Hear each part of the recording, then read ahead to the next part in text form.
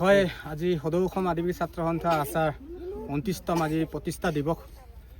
আজি সমগ্ৰ অসমৰ লগতে আমি তিনিচুকীয়া জিলা সমিতিত আজি তালাপ আঞ্চলিক সমিতিৰ উদ্যোগত সদৌ অসম আদিবাসী ছাত্ৰ সন্থা আছা তিনিচুকীয়া জিলা সমিতিৰ সহযোগত আমি আজি 29তম প্ৰতিষ্ঠা দিৱসখন আমি পাতিছোঁ, পালন কৰিছোঁ।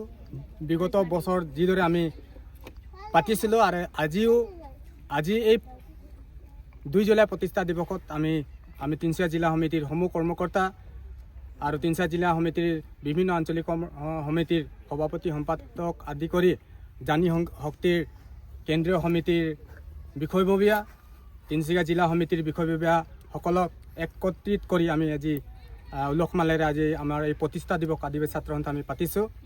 ইয়াৰ যোগেদি আমাৰ মেছেজ এটা দিব বিচাৰিছোঁ। আমাৰ সংগ্ৰামী নেতাসকলে সদৌ অসম আদিবাসী ছাত্ৰ সন্থা 1996ত যেতিয়া বড়োসকলে আদিবাসী জনগোষ্ঠীৰ ওপৰত যোনটো অত্যাচাৰ কৰিছিল, আদিবাসী জনগোষ্ঠীক মানুহ হিচাপে যেতিয়া নাভাবিছিল, আদিবাসী জনগোষ্ঠীক সেই বড়োলেণ্ডত তেওঁলোকে যি নিৰ্যাতন চলাইছিল, যি মাৰ্ডাৰ কৰিছিল, তাৰ ওপৰত এই ব্লাডৰ পৰা জন্ম হোৱা সংগঠনেই হৈছে সদৌ অসম আদিবাসী ছাত্ৰ সন্থা, যিটোক আমি চমুকৈ আছা বুলি কওঁ।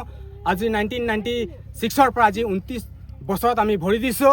আৰু এই জেগাত আমি এইটোৱে ক'ব বিচাৰিছোঁ, যিসকল নেতাই আমাৰ স্বৰ্গীয় প্ৰয়াত, আমাৰ সন্মানীয়, আমাৰ প্ৰত্যেকৰ অন্তৰত বসবাস কৰা আমাৰ সকলোৰে বীৰ প্ৰদীপ নাগ ডাঙৰীয়া, জাষ্টিন লাকৰা ডাঙৰীয়া, তেওঁলোকৰ নেতৃত্বত আৰু আমাৰ